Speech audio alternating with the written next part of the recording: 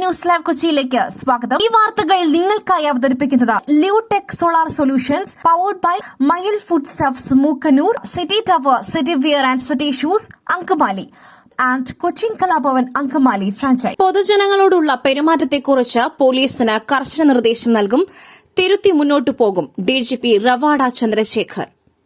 പോലീസിന് നാണക്കേടായ കസ്റ്റഡി മർദ്ദനങ്ങളിൽ കർശന നടപടിയുണ്ടാകുമെന്ന് സംസ്ഥാന പോലീസ് മേധാവി റവാഡ ചന്ദ്രശേഖർ മാധ്യമങ്ങളോട്. നിലവിലെ സാഹചര്യത്തിൽ ഉന്നത ഉദ്യോഗസ്ഥരുടെ യോഗം വിളിക്കുമെന്നും വ്യക്തമാക്കി. പോലീസ് സേന തിരുത്തി മുന്നോട്ടു പോകുമെന്നും റവാഡ ചന്ദ്രശേഖർ പ്രതികരിച്ചു. കുന്നംകുളം പീച്ചി കസ്റ്റഡി മർദ്ദനങ്ങളിൽ ശക്തമായ മറുപടി ഉണ്ടാകും എന്നാണ് അദ്ദേഹം വ്യക്തമാക്കിയിരിക്കുന്നത്. ഓരോ സംഭവങ്ങളും സൂക്ഷ്മമായി തന്നെ പരിശോധിക്കുവാൻ തീരുമാനിച്ചിട്ടുണ്ടെന്നും ഉദ്യോഗസ്ഥർക്കിടയിൽ കൃത്യമായ ആശയവിനിമയം നടക്കുമെന്നും അദ്ദേഹം വ്യക്തമാക്കി. ഓണാഘോഷത്തിന്റെ സമയം ആയതിനാലാണ് ഉന്നത ഉദ്യോഗസ്ഥരുടെ യോഗം വിളിക്കുവാൻ തടസ്സം നേരിട്ടതെന്നും അടുത്ത ആഴ്ച തന്നെ യോഗം വിളിക്കുമെന്നും അദ്ദേഹം അറിയിച്ചു. യോഗത്തിൽ ക്രമസമാധാന പാലനത്തിൽ സംഭവിച്ച വീഴ്ചകളും അത് മറികടക്കുവാനുള്ള മാർഗ്ഗങ്ങളും ചർച്ചയാകുമെന്നും അദ്ദേഹം കൂട്ടിച്ചേർത്തു. രാഹുൽ മാങ്കൂട്ടത്തിലിനെതിരെ ഗൂഢാലോചന നടക്കുന്നു. വി.ഡി. സതീശനെതിരെ മൊഴി നൽകി യൂത്ത് കോൺഗ്രസ് വനിതാ നേതാവ്. രാഹുൽ മാങ്കൂട്ടത്തിൽ വിഷയത്തിൽ നേതാക്കൾക്കെതിരെ മൊഴി. വി.ഡി. സതീശനും രമേശ് ചെന്നിത്തലയ്ക്കുമെതിരെയാണ് മൊഴി. രാഹുൽ മാങ്കൂട്ടത്തിനെതിരെ ഗൂഢാലോചനകൾ നടക്കുന്നു എന്ന പരാതിയിലാണ് മൊഴി നൽകിയത്. തുടർന്ന് ക്രൈംബ്രാഞ്ച് കേസ് ഏറ്റെടുക്കുകയായിരുന്നു. അതേസമയം രാഹുൽ മാങ്കൂട്ടത്തിനെതിരായ കേസിൽ ക്രൈംബ്രാഞ്ച് നിയമോപദേശം തേടും. യുവനടിയെ പരാതിക്കാരിയാക്കണോ എന്ന കാര്യത്തിലാണ് നിയമോപദേശം തേടുന്നത്. രാഹുലിന് എതിരെ ആദ്യം വെളിപ്പെടുത്തൽ നടത്തിയത് ഈ നടിയാണ്. രാഹുൽ മാങ്കൂട്ടത്തിൽ അയച്ച മെസ്സേജുകളുടെ സ്ക്രീൻഷോട്ടും ക്രൈംബ്രാഞ്ചിന് നൽകിയിരുന്നു. ഈ സാഹചര്യത്തിൽ നടിയെ പരാതിക്കാരിയാക്കുവാൻ കഴിയുമോ എന്നറിയുവാനാണ് നിയമോപദേശം. തെളിവുകൾ കൈമാറിയെങ്കിലും നിയമ നടപടിക്ക് താൽപര്യമില്ലെന്ന് നടി അറിയിച്ചിരുന്നു. ആരോപണം ഉന്നയിച്ച് രണ്ട് സ്ത്രീകളും നിയമപരമായി നീങ്ങില്ലെന്ന് വ്യക്തമാക്കിയിട്ടുണ്ട്. വയനാട് ദുരന്തബാധിതരുടെ വായ്പ എഴുതിത്തള്ളുന്നതിൽ മറുപടി നൽകാതെ കേന്ദ്രം. മുണ്ടക്കൈ ദുരന്തബാധിതരുടെ വായ്പ എഴുതിത്തള്ളുന്നതിൽ മറുപടി നൽകാതെ കേന്ദ്രം.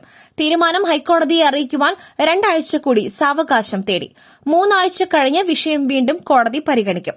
സംസ്ഥാന സർക്കാർ കടം എഴുതിത്തള്ളിയത് കോടതി ഓർമ്മിപ്പിച്ചു. അതേസമയം മുണ്ടക്കൈ ദുരന്തത്തിൽ കേരളത്തോട് അവഗണന തുടർന്ന കേന്ദ്രം.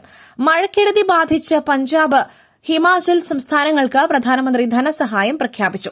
മുണ്ടക്കൈ ചൂരൽമല ഉരുൾപൊട്ടൽ കഴിഞ്ഞ് 1 വർഷം പിന്നിട്ടിട്ടും വയനാട് പാക്കേജ് എന്ന കേരളത്തിന്റെ ആവശ്യത്തോട് മുഖം തിരിഞ്ഞു നിൽക്കുകയാണ് കേന്ദ്ര സർക്കാർ.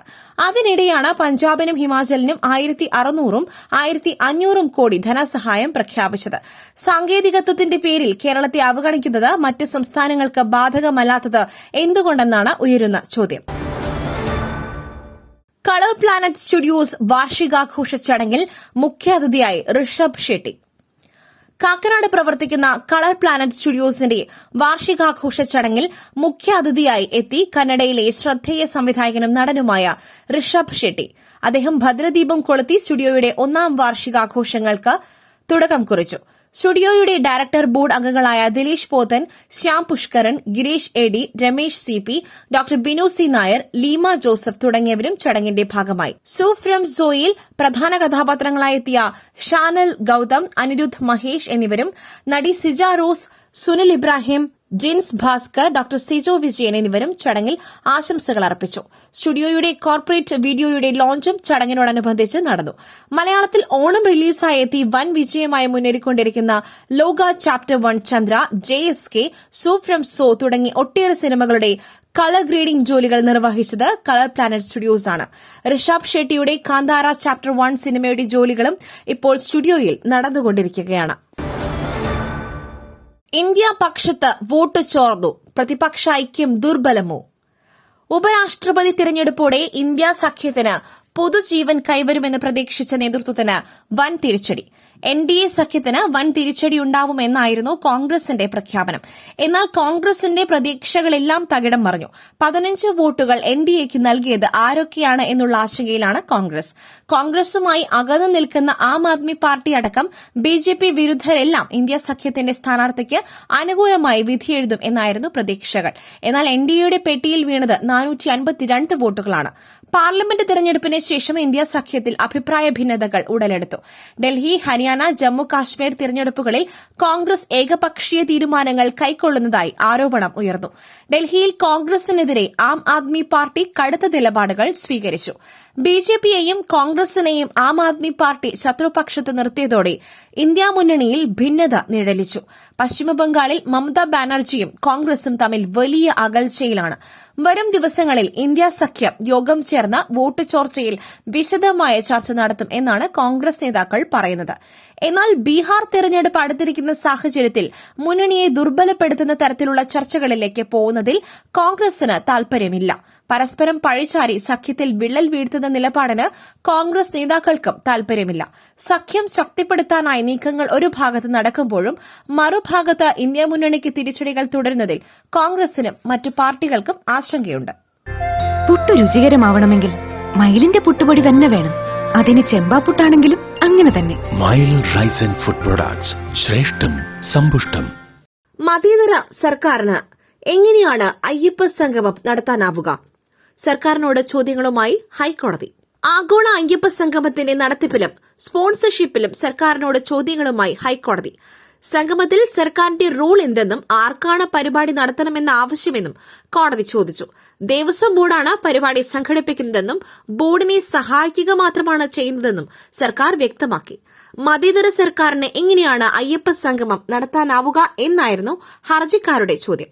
ഹർജി അടുത്ത ദിവസം വീണ്ടും പരിഗണിക്കുവാൻ മാറ്റി. അതേസമയം ആഗോള അയ്യപ്പ സംഗമത്തിൽ വിവാദങ്ങൾ തുടരുന്നതിനിടെ പന്തളം രാജകുടുംബത്തെ അനുനയിപ്പിക്കുവാൻ ശ്രമവുമായി തിരുവിതാംകൂർ ദേവസ്വം ബോർഡ്. കൊട്ടാരം പ്രതിനിധികളുമായി Devaswom board president PS Prashanth കൂടിക്കാഴ്ച നടത്തി. അയ്യപ്പ സംഗമത്തിൽ പങ്കെടുക്കുന്ന കാര്യത്തിൽ അടുത്ത ആഴ്ചയോടെ തീരുമാനം എന്നാണ് കൊട്ടാരം പ്രതിനിധികളുടെ പ്രതികരണം. ശബരിമല പ്രക്ഷോഭകാലത്ത് എടുത്ത കേസുകൾ പിൻവലിക്കാത്ത സാഹചര്യത്തിൽ അയ്യപ്പ സംഗമത്തിൽ പങ്കെടുക്കുന്നതിനോട് രാജകുടുംബത്തിന് അതൃപ്തിയുള്ളതായാണ് സൂചന.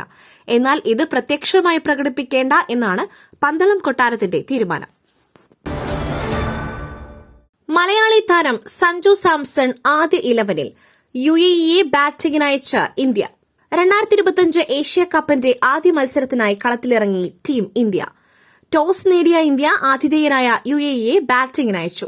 കിരീടം നിലനിർത്തുക എന്ന ലക്ഷ്യത്തോടെയാണ് ക്യാപ്റ്റൻ സൂര്യകുമാർ യാദവും സംഘവും തങ്ങളുടെ ആദ്യ മത്സരത്തിനായി ദുബായ് അന്താരാഷ്ട്ര ക്രിക്കറ്റ് സ്റ്റേഡിയത്തിൽ ഇറങ്ങുന്നത്. പ്ലേയിംഗ് 11 പുറത്തുവരുമ്പോൾ മലയാളി താരം സഞ്ജു സാംസൺ ടീം വിക്കറ്റ് കീപ്പറായി സ്ക്വാഡിൽ ഇടം നേടി. ഉപനായകൻ എന്ന പദവി കൂടിയുള്ള ടെസ്റ്റ് ടീം ക്യാപ്റ്റൻ ശുഭ്മാൻ ഗില്ലും അഭിഷേക് ശർമ്മയുമാണ് ഇന്നിംഗ്സ് ഓപ്പൺ ചെയ്യുന്നത്. വിക്കറ്റ് കീപ്പറായ സഞ്ജു മധ്യനിരയിലാകും ബാറ്റിംഗിന് ഇറങ്ങുക.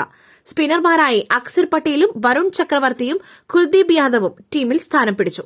പേസറായി ഇന്ത്യയുടെ കുന്തമുനയായ ജസ്പ്രീത് ബുംറയുമുണ്ട്. ഓൾറൌണ്ടറായ ഹാർദിക് പാണ്ഡ്യയും ടീമിലുണ്ട്.